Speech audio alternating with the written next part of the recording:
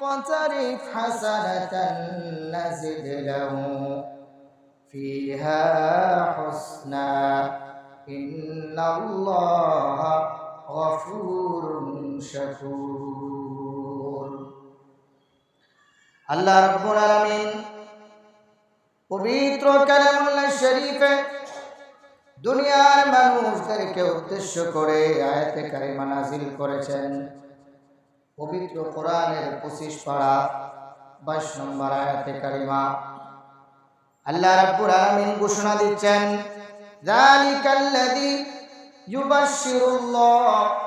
আল্লাহ রাব্বুল আলামিন ওই সমস্ত লোকদেরকে সুসংবাদ দিচ্ছেন, আনন্দের খবর তাদেরকে জানিয়ে দিচ্ছেন, ইবাদাহুল্লাযীনা আমানু ওয়া আমিলুস সলিহাত। আল্লাহ রাব্বুল আলামিন বলেন, আমি পৃথিবীতে মানুষ সৃষ্টি করেছি আমার ইবাদত করার জন্য, আমার বন্দেগী করার জন্য। প্রতি মুহূর্তে নিঃশ্বাস যখন ভেতর থেকে বাহির হবে, নিঃশ্বাস বাহির হওয়ার আগে মালিককে স্মরণ করবে।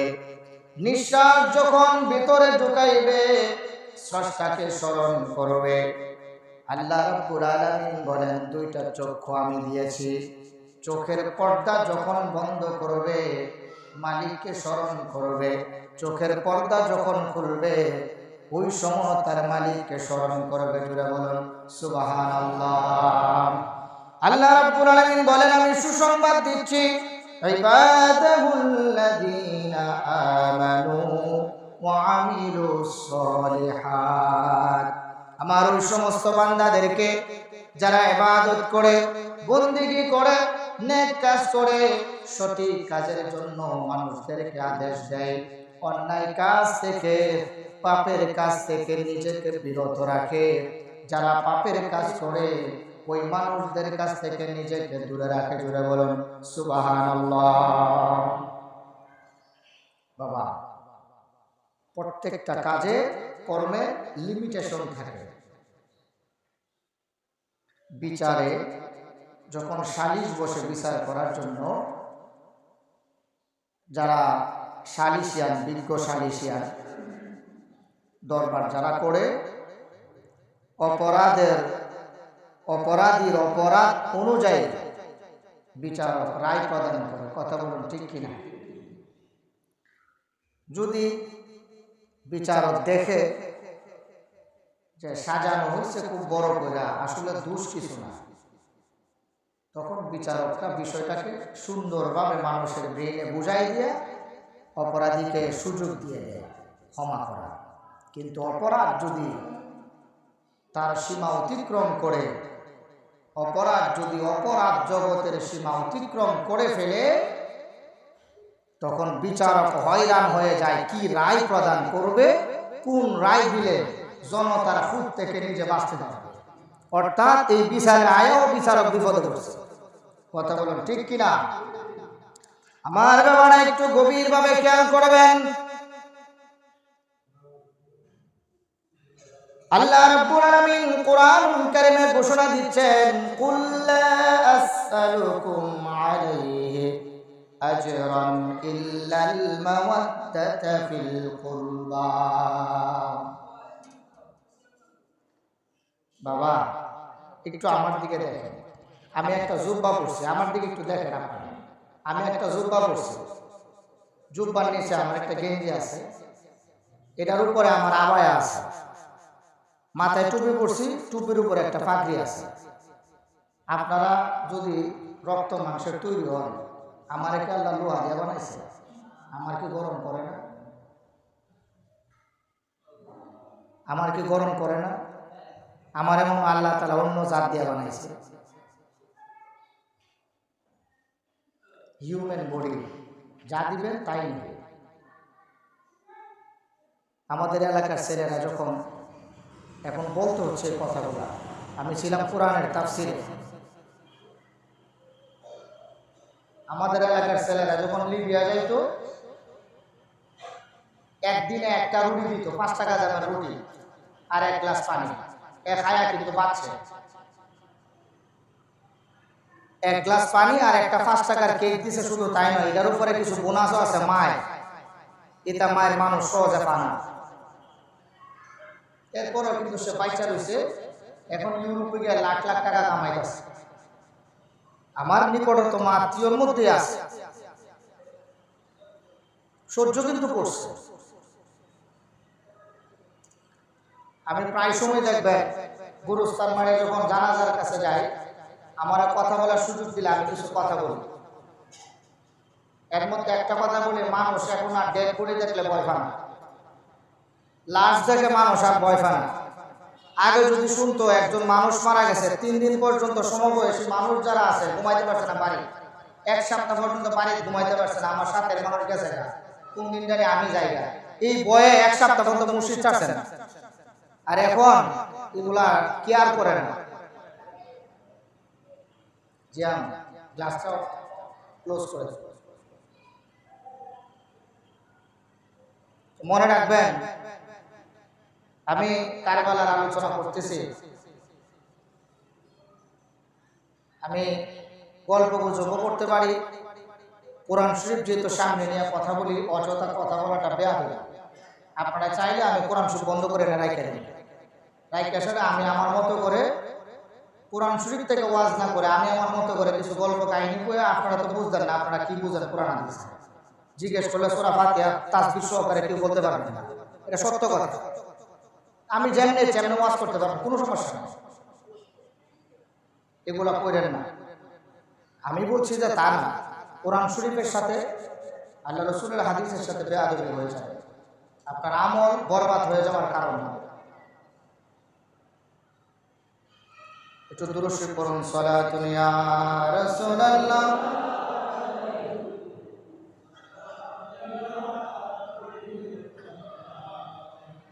সালাতুন ইয়া রাসূলুল্লাহ।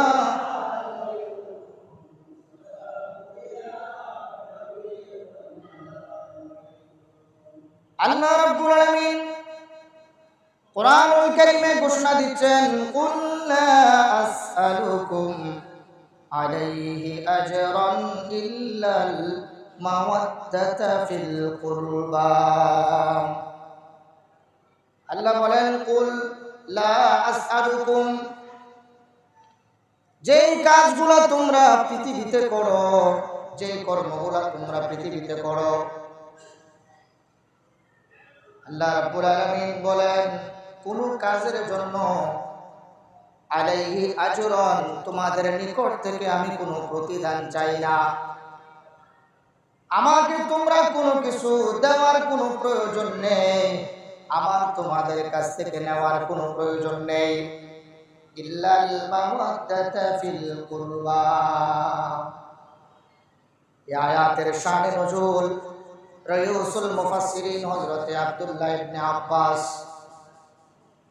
আল্লাহর নবী যার জন্য কোরআন বুঝার জন্য দোয়া করেছিলেন, হযরত আব্দুল্লাহ ইবনে আব্বাস এই আয়াতের তাফসীর করতেছেন। আল্লাহর প্রিয় নবী যখন মক্কা থেকে মদিনায় হিজরত করলেন, মদিনায় হিজরত করার পরে আল্লাহর নবীর ধন সম্পদ টাকা পয়সার কম ছিল, কমতি ছিল।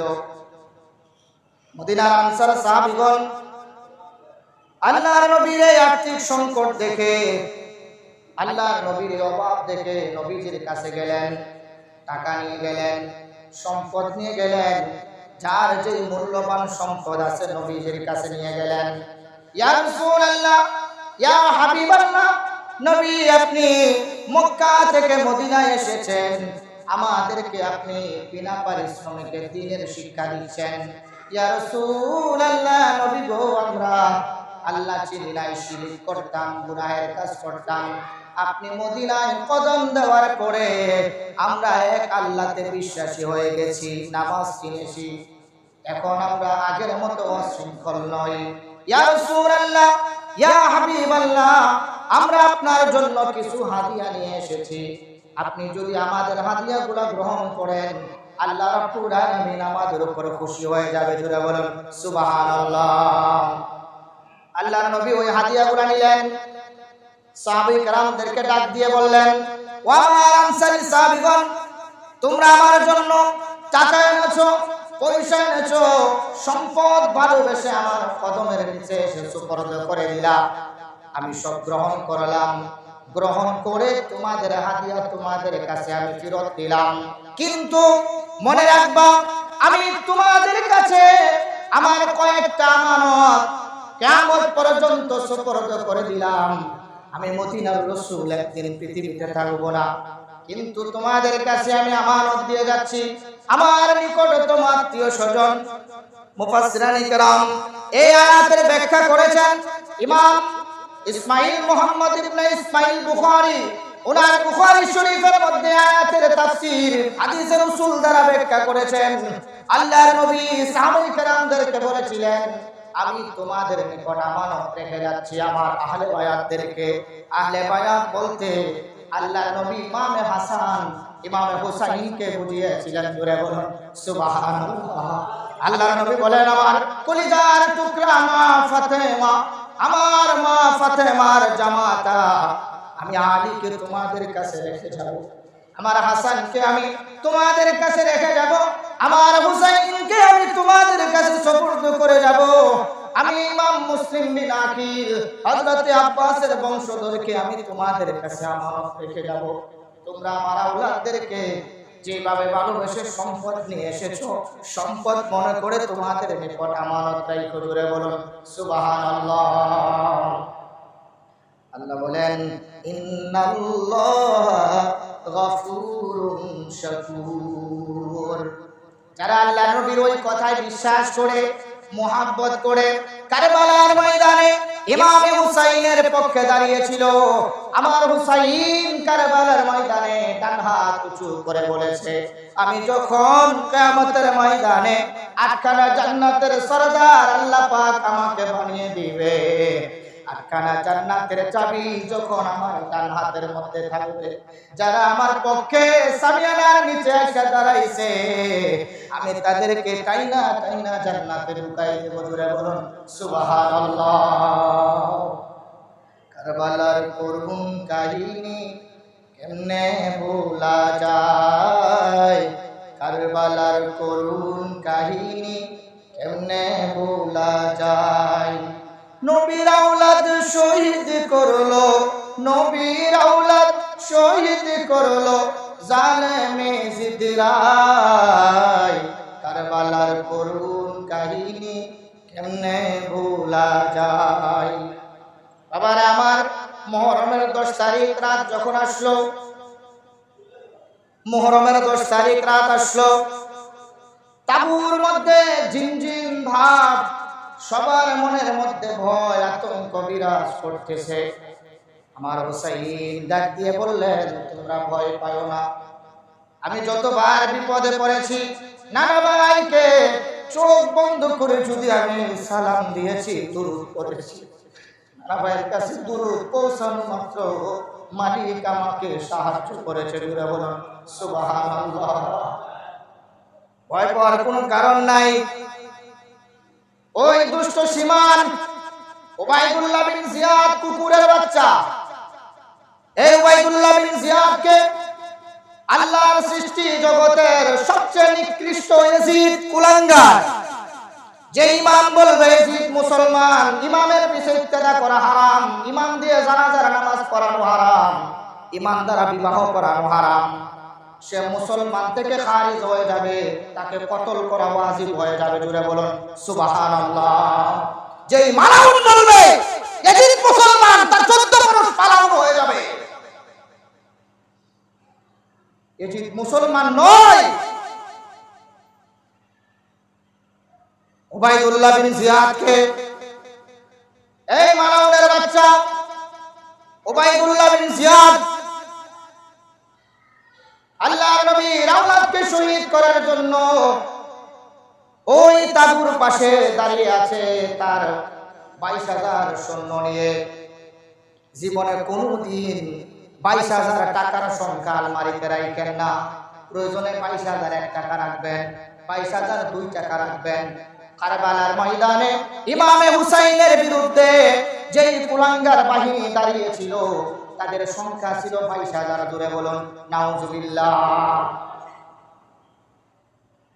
ইয়াজিদ হুকুম দিয়েছে।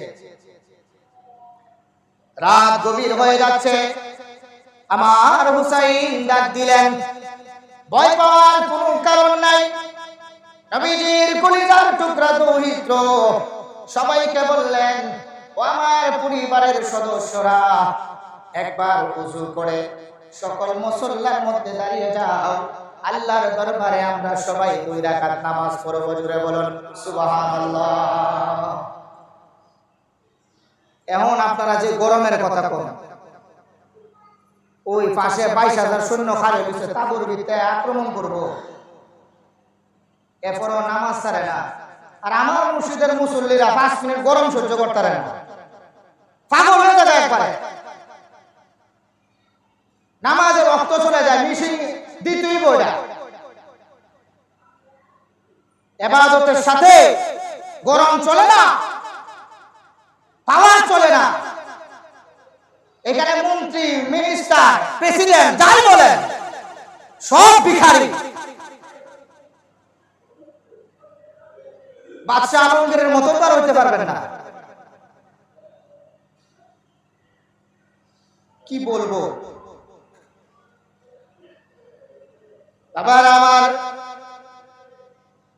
ইমামে হুসাইন বললেন, সবাই ওযু করো, নামাজ পড়তে হবে, আল্লাহর দরবারে 2টা সিজদা আমরা সবাই একত্রিতভাবে দেব। ইমামে হুসাইনের কথা শুনে সবাই ওযু করলেন, ওযু করে তাঁবুর মধ্যে প্রস্তুত হলেন। ইমামে হুসাইন ইমামতি করলেন। আমার বাবারা একটু গভীরভাবে খেয়াল করবেন, ইমামে হুসাইন নামাজের মধ্যে দাঁড়াইয়া তাশাহুদের মধ্যে দুরূদ শরীফ পড়ে, আসসালামু আলাইকা আইয়ুহান নবী, আসসালামু আলাইনা ওয়া আলা ইবাদিল্লাহিস সালিহিন। ইয়াজিদ বাহিনী ওইদিকে নামাজের মধ্যে দাঁড়াইয়া নামাজের তাশাহুদে যাইয়া নবীর আওলাদকে সালাম দেয়, ওয়া আলাইনা, আমাদের পক্ষ থেকে সলিহিন নবীর আওলাদদের উপর দুরূদ আপনি কবুল করুন। আল্লাহর কাছে দোয়া করে নামাজের সালাম ফিরাইয়া নবীর আওলাদের বিরুদ্ধে তরবারি নিয়ে দাঁড়াইয়া যায়। এর চাইতে বড় মুনাফিক আর কেউ আছে? বাবার আমার 2 রাকাত নামাজ পড়লেন, সালাম বিনিময় করলেন। এই তাঁবুর ভিতরে ইমামে হুসাইনের নেতৃত্বে সর্বশেষ নামাজ আদায় করলেন। নামাজ পড়ার পরে আমার হুসাইন এবার ওনার ডান পাশের দিকে নির্দেশ দিলেন, তাঁবুর পিছনে যে গর্ত আছে, ওই গর্তের মধ্যে যে লাকড়িগুলো আছে আগুন লাগাই দাও। আগুন ধরাই দিলেন, আগুন জ্বালিয়ে দিলেন। ইমামে হুসাইন ডাক দিলেন, এবার সৈন্যবাহিনী প্রস্তুত করার জন্য 22,000 কুলাঙ্গারের বিরুদ্ধে মাত্র 72 জন নবীর আওলাদ যুদ্ধ করার জন্য দাঁড়িয়ে গিয়েছে। জুড়ে বলুন সুবহানাল্লাহ। সংখ্যা বেশি না কম? নবীর আওলাদের সংখ্যা কম না বেশি? অনেক কম। বর্তমানে ইয়াজিদ বাহিনী বেশি না কম? এটা সারা জীবনে বেশি। বেশি হইলে আমার কি, যার নাম তো বেশি না দিলে হইব নি, সব দেওয়ার পর আরো দেন। আল্লাহ রাব্বুল আলামিন বলবেন, এই জাহান্নাম এত দিলাম, আরো চাও, আরো দেন, আরো দেন, পুরাইতে বড় স্বাদ লাগে। বাচ্চা বাচ্চা নবীর দুশমন গুলারে দেন, জিত মতে পুরাই, যত পুরাই তত মজা লাগে নবীর দুশমনদেরকে। আল্লাহ বলবে, মুমিন পাইলে বলে নবীর গোলাম যদি জাহান্নামের আগুনে দইরা ছাইরা দেওয়া হয়, আল্লাহ বলে নবীর গোলামের কদমের স্পর্শ যদি 7 কানা জাহান্নামের উপরে পড়ে, আল্লাহর কুদরতের সাথে সাথে 7 কানা জাহান্নাম বরান হয়ে যাবে। সুবহানাল্লাহ বলে। আর নবীর দুশমনকে পাইলে জাহান্নাম কো দেন মুরিদাত লিল কাফিরিন। আল্লাহ বলে, বানাইছই কুলার লাগি, বানাইছই কুলাঙ্গারদেরকে ফুরাইবার জন্য। ইয়াজিদের নাম মুখে নিলে আমার এত ঘৃণা করে, এই বেয়াদবরে কোন ভাষা দিয়ে বলবো, আল্লাহর হিসাবের ভাষা বুঝতে পারি না। এই জালেম কুকুর, জাহান্নামের নিকৃষ্ট কুত্তা,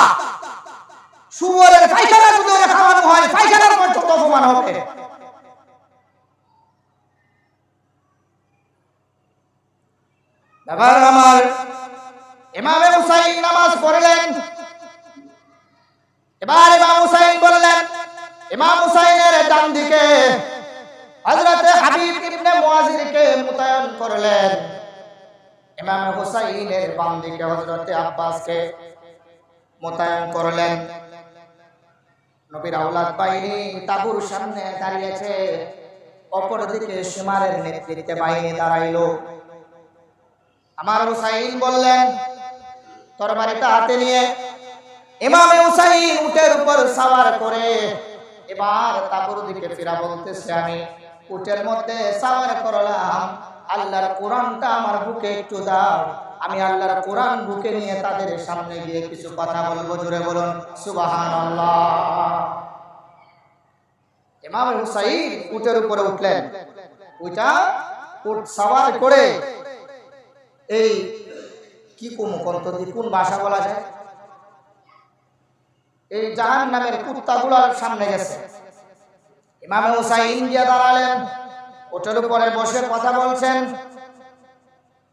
ইমাম হুসাইন ডাক দিয়ে বললেন, যুদ্ধ তোমরা আমার সাথে করবা, আমার বিরুদ্ধে করবা, যুদ্ধ করার আগে আমি তোমাদের সাথে কিছু কথা বলতে চাই, আমার কথাগুলো আগে শোনো। কথা বলার জন্য কোনো সুযোগ দেওয়া হবে কিনা? সীমার বাহিনীর পক্ষ থেকে কুলাঙ্গার জবাব দিল, এগুলার নাম মুখে দিতে মন চায় না। বিশ্বাস করেন, আমার ঘৃণাটা যদি আপনারা প্রত্যেকের ভিতরে ঢুকাই দিয়ে বয়ে থাকতে পারতেন না, পাগল হয়ে যাবেন না। আমি যেখানে দাঁড়াই রয়েছি আমি নিজে জানি না, এই জন্য কারবালার ইতিহাস পড়ি না, আর পড়লে পড়তে পারি না। পড়তে গেলে বুঝলে জায়গা শুনলে চেপটা জায়গা, মেজাজ খারাপ হলে তো ওয়াজ করা যায় না, মেজাজই খারাপ হয়ে যায়, কি ওয়াজ করুন। ইমাম হুসাইন সামনে গেলেন, কোরআন শরীফ হাতে নিয়ে বললেন, সামনের সারিতে তোমরা যারা দাঁড়িয়ে আছো আমার দিকে একটু তাকাইয়া দেখো, আমি কে, আমাকে তোমরা চিনোনি? আমি হুসাইন, আমার বাবার নাম হলো আলী। জুড়ে বলুন সুবহানাল্লাহ। তোমরা আলীকে চিনোনি? খাইবারের যুদ্ধে 1200 মণ ওজনের গেট যিনি বাম হাতে টান দিয়ে ছিঁড়ে ফেলেছিল, আমার বাবা ওই ব্যক্তি যে পৃথিবীর প্রথম মানুষ খানায় কাবার ঘরের ভিতরে জন্মগ্রহণ করেছে। আমার দাদি ওই মহিলা, পৃথিবীর একমাত্র মহিলা। আমার বাবাকে পৃথিবীতে জন্ম দেওয়ার পরে যার নেফাসের রক্ত শরীর থেকে বের হয় না, জুড়ে বলুন সুবহানাল্লাহ। আমার বাবা জন্মের সময় পবিত্র, আমার দাদাও জন্মের সময় পবিত্র। আমি হুসাইন, আমাকে চিনোনি?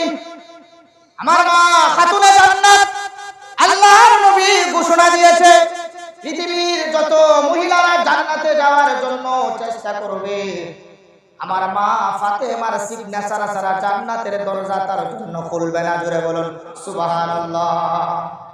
আমি ফাতেমা, মা ফাতেমা, আমার মা আম্মা জান, চিনোনি আমারে? আমি হুসাইন বিন আলী, আমার নানা ভাইকে তোমরা জানোনি? আমার নানা ভাই সম্পর্কে তোমরা জানোনি?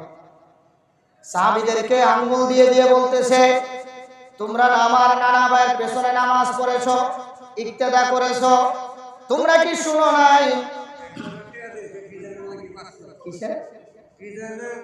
তেল তেল, আচ্ছা আচ্ছা আচ্ছা, হ্যাঁ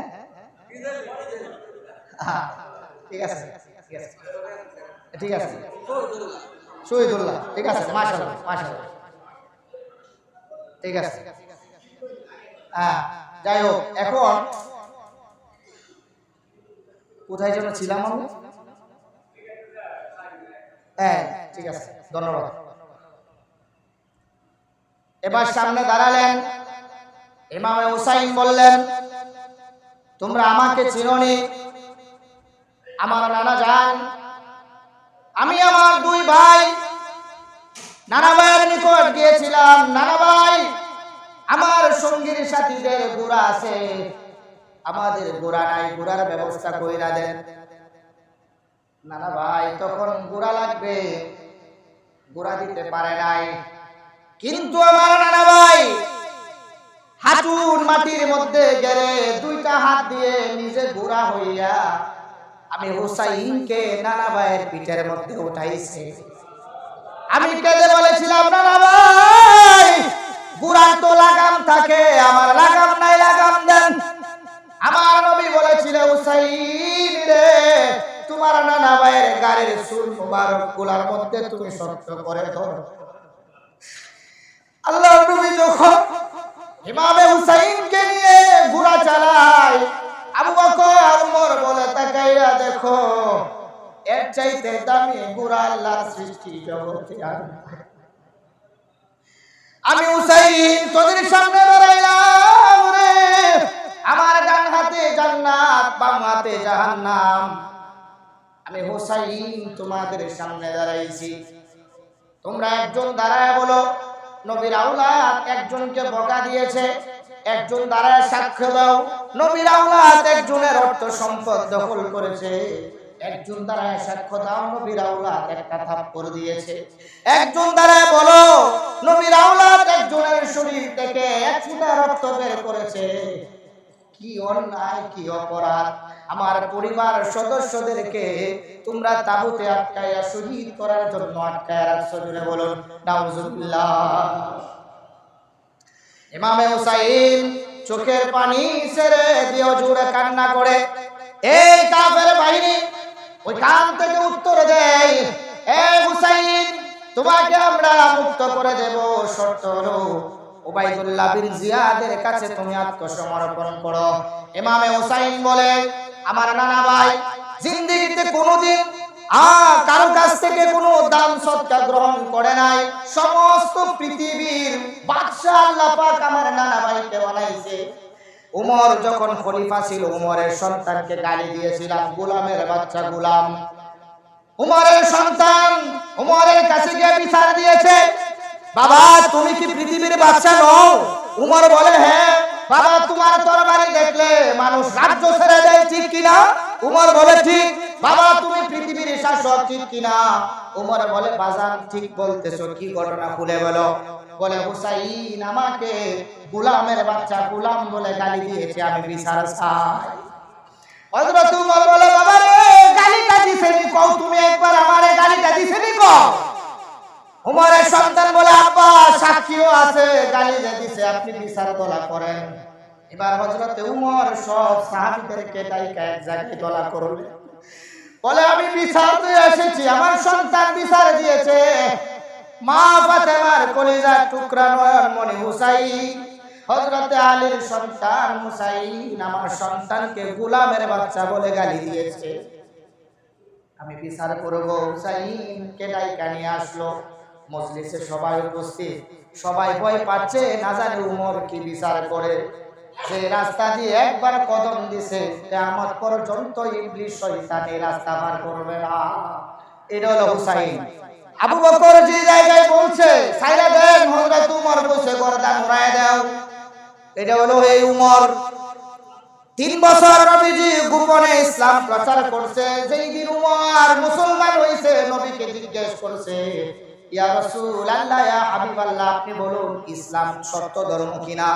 নবীজি বলছে, উমর সত্য ধর্ম, কোনো সন্দেহ নাই। এবার উমর বলল, ইসলাম যদি সত্য হয়ে থাকে আর গোপনে প্রচার করা যাবে না।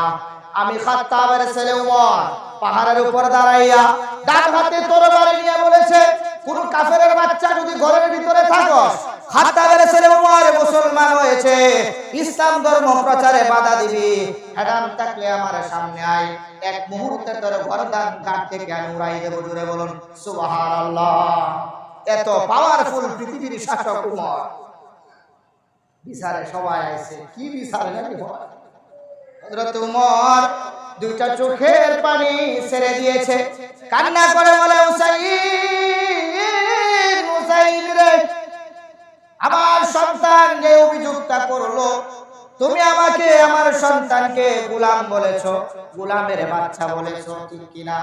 হুসাইন হাসি মুখ দিয়ে বলে, আমি তখনও বলেছি এখনো বলি, আপনি গোলামের বাচ্চা গোলাম, আপনি আমার নানা ভাইয়ের গোলাম, আপনার সন্তান গোলামের বাচ্চা গোলাম। জোরে বলুন সুবহানাল্লাহ। হযরত উমর চোখের পানি ছেড়ে দিয়ে কান্না করে। উমরকে আপনারা জানেননি? আশা মুবাশশারাতি বিল জান্নাহ, যাদেরকে নবীজি দুনিয়ায় থাকা অবস্থায় জান্নাতের সার্টিফিকেট ডান হাতে দান করেছে, ইনি হলো সেই উমর। ডাক দিয়ে বলে, ও আমার সাহাবী বন্ধুরা গো, তোমাদের কাছে আমার অনুরোধ, যেই দিন উমর দুনিয়া থেকে চলে যাবে, এই কথাটা হুসাইন দিয়ে লেখাইয়া আমার কাফনের ভিতরে ঢুকাই দিও। মুনকার নাকির যেই দিন কবরে জিজ্ঞেস করবে, উমর উমর তোমার আমল কি, আমি আমার ওই কাগজটা দেখাইয়া বলবো জান্নাতের সার্টিফিকেট জান্নাতের সরদার আমাকে দান করেছে। ইমামে হুসাইন আমাকে বলেছে, আমি গোলামের বাচ্চা, নবীর গোলাম কেমনে জাহান্নামে যাইবো, জান্নাতের সরদার আমাকে জান্নাতের সার্টিফিকেট দিয়েছে। জুড়ে বলুন সুবহানাল্লাহ। ইমামে হুসাইন বলে, আমি সেই হুসাইন যে আটখানা জান্নাতের সরদার নবী ঘোষণা করেছে, বলো আমার অপরাধ কি। এবার ওই দল থেকে কুলাঙ্গারের নাম মুখে নেব না, এই জারজের বাচ্চা ইমামে হুসাইনকে উদ্দেশ্য করে বলে, যতক্ষণ পর্যন্ত উবাইদুল্লাহ বিন জিয়াদের কাছে আত্মসমর্পণ না করবে, কুলাঙ্গার নিকৃষ্ট, আল্লাহর সৃষ্টি জগতের সবচেয়ে নিকৃষ্ট, পৃথিবীতে আল্লাহ পাক এমন নিকৃষ্ট কোন চিজ আবিষ্কার করে নাই, এজিদের কুকুরের নিকট বায়াত গ্রহণ না করবা। হুসাইন বলে, এজিদের পক্ষে বায়াত গ্রহণ করা নবীর আওলাদের পক্ষে সম্ভব না। জোরে বলুন সুবহানাল্লাহ। এজিদের বাবা হযরতে আমির মুয়াবিয়া রাদিয়াল্লাহু তাআলা আনহু নিজেও এজিদকে লানত দিয়ে গেছে। তার মানে সে বাপেরও অবাধ্য সন্তান, বাপেরও অবাধ্য সন্তান। গতকালকে বেহায়া লজ্জাহীন নির্লজ্জ কুতাকার 32টা দাঁত বাই করে শরণ দিয়া কইতাছে, না ইজিদের কোনো সরাসরি কোনো ভূমিকা নাই, ইজিদ নির্দোষ। এই সুরের ঘরের সুর, এই সুরের ঘরের সুর, ইজিদ নির্দোষ, ওর বউ তালাক হয়ে গেছে, এই কুলাঙ্গারের বউ তালাক হয়ে গেছে। ইজিদ নির্দোষ, তোর আব্বা গিয়া এই ঘটনা ঘটাইছে। মনে করেন এখন সাতির সরে চেয়ারম্যান বাড়ির মানুষ ক্ষমতার মধ্যে আছে, পাওয়ারের সুরে প্রতিদিন সাতির সরের মানুষের পিতা। এবার চেয়ারম্যানের বড় ভাই তারা বিচার হয়ে গেলে, বড় ভাই চেয়ারম্যান তো বিষয় কিছুই জানে না, দেখার হতে আমি চেয়ারম্যান